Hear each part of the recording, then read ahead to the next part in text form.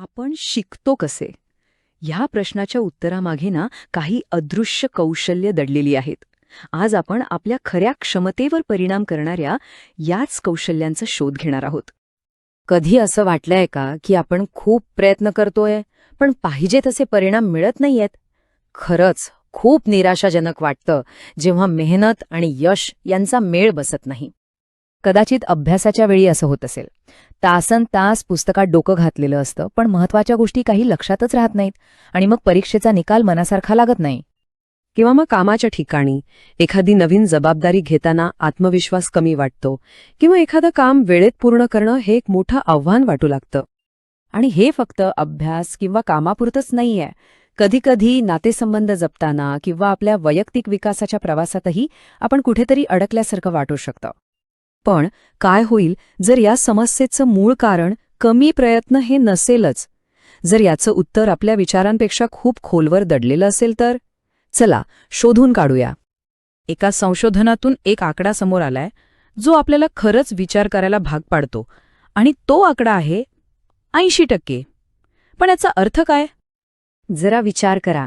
जर शिकण्यात येणाऱ्या अडचणींमागे आपली चूक नसून असं काहीतरी कारण असेल जे आपण समजू शकतो आणि बदलूही शकतो तर?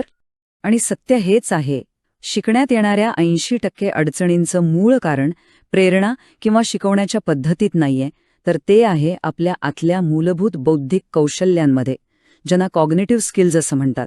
म्हणजे काय? तर आपल्या मेंदूची माहिती समजून घेण्याची आणि ती वापरण्याची क्षमता. चला तर मग आपला मेंदू माहितीवर प्रक्रिया करून ती नेमकी कशी शिकतो हे अगदी सोप्या पद्धतीने समजून घेऊया. ही एक खूपच रंजक प्रक्रिया आहे.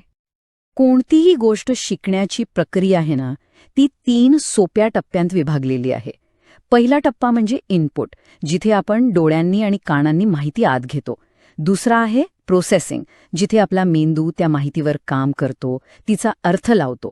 आणि तिसरा आहे आउटपुट, जिथे आपण शिकलेली माहिती प्रत्यक्ष वापरतो. माहिती आत आल्यावर ना काही गोष्टी अगदी आपोआप नकळतपणे घडतात. जसं की एखाद्या गोष्टीकडे लक्ष देणं, माहितीवर वेगाने प्रक्रिया करणं आणि ती तात्पुरती लक्षात ठेवणं. यालाच वर्किंग मेमरी म्हणतात. ही सगळी आपल्या मेंदूची ऑटोमॅटिक प्रोसेसिंग आहे. त्यानंतर येतो पुढचा आणि अधिक महत्त्वाचा टप्पा, उच्च विचार. इथे आपण तर्क लावतो, ऐकलेल्या आणि पाहिलेल्या गोष्टींचा एकमेकांशी संबंध जोडतो आणि मग ती माहिती कायमची लक्षात ठेवतो. हे चित्र बघा म्हणजे सगळं स्पष्ट होईल.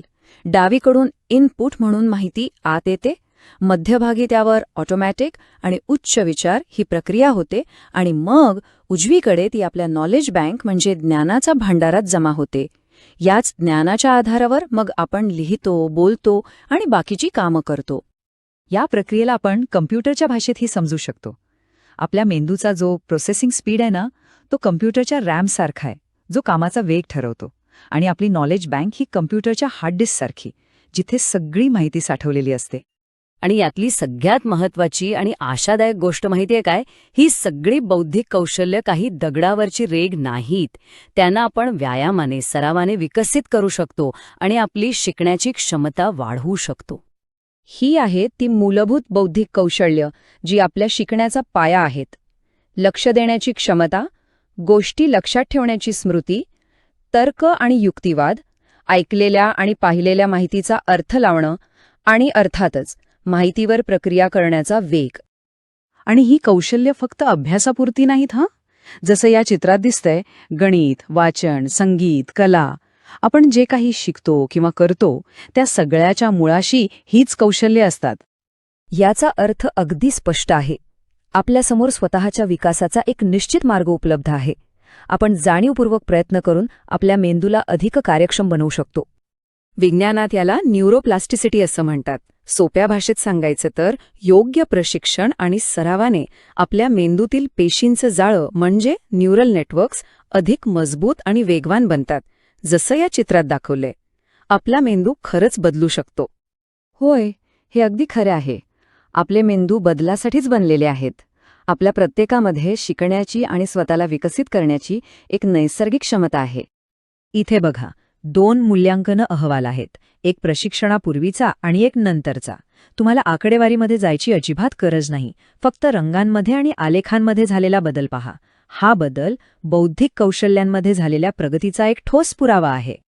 तर ही सगळी माहिती समजून घेतल्यानंतर पुढचा मार्ग निवडणं आता पूर्णपणे आपल्या हातात आहे. आपल्यासमोर 2 स्पष्ट मार्ग आहेत. एक, काहीही न करता आहे त्याच परिस्थितीत राहणं, किंवा दुसरा, आपली ही मूलभूत कौशल्य वाढवून स्वतःला अधिक सक्षम करून आत्मविश्वासाने पुढे जाणं. विकासाचा हा प्रवास एकट्याने करण्याची गरज नाही. जर कोणी आपली क्षमता ओळखायला आणि ती वाढवायला तयार असेल तर त्यासाठी योग्य मार्गदर्शन नक्कीच उपलब्ध आहे. निवड आता आपल्या हातात आहे.